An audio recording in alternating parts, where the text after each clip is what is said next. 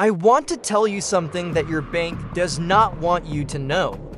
If your bank froze your account tonight, you would have access to exactly $0 of your own money, not tomorrow, not next week, tonight, and there is nothing legally, practically, or physically that you could do about it. That's not a theory, that's not a conspiracy. It is a documented legal reality in every country with a modern banking system, and it has happened to real people, millions of real people, in countries that looked exactly like yours. Greece, Cyprus, Argentina, Iceland, Lebanon, countries with constitutions, countries with elections, countries whose citizens woke up on a Tuesday morning and went to an ATM and stood there staring at a screen that said their balance was inaccessible. Not gone, inaccessible, which, when you need to feed your family tonight, is exactly the same thing.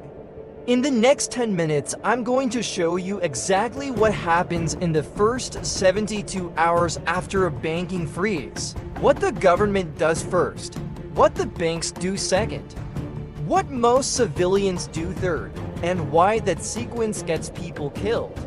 And then I'm going to show you the moves that the families who came through these events made before the freeze that meant that when everyone else was standing in line outside a locked ATM, they were home, calm, functional, safe.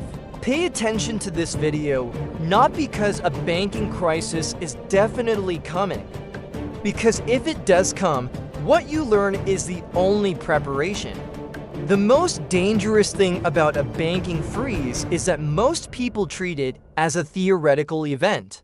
Something that happens in unstable countries. Cyprus, March 2013, European Union member state.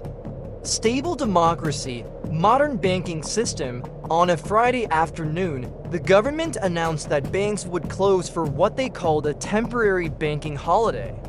Cypriots went to a Temiz. Most were empty within 4 hours. When they reopened, accounts over 100,000 euros had been subject to what the government called a haircut. Between 47 and 80% gone. Greece, 2015, capital controls imposed overnight. ATM withdrawal limit to 60 euros per day. Approximately $65 for weeks. Argentina, 2001, the Corralito. Bank accounts frozen completely for 12 months. Riots in the streets within 72 hours. 5 presidents in 2 weeks. So let's talk about exactly what happens in sequence in the first 72 hours. Because the sequence is where survival is won or lost. R0 to 2, the announcement. Usually made on a Friday after markets close to prevent an immediate stock market response. R226, a Temiz empty.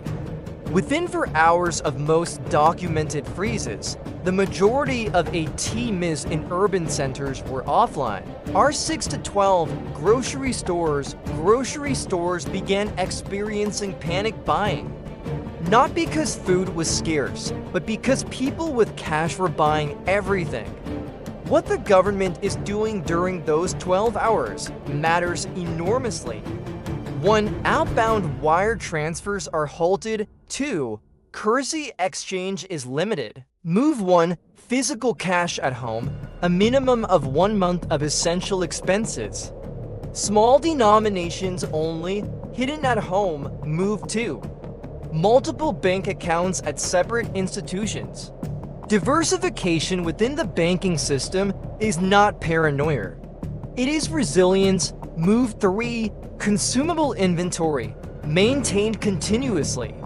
A household with 30 days of food doesn't need to participate in the panic buying. Move 4. Essential bills paid ahead. Move 5. Skills and relationships that function without money. A neighbor who is a doctor. Finally, digital assets in self-custody.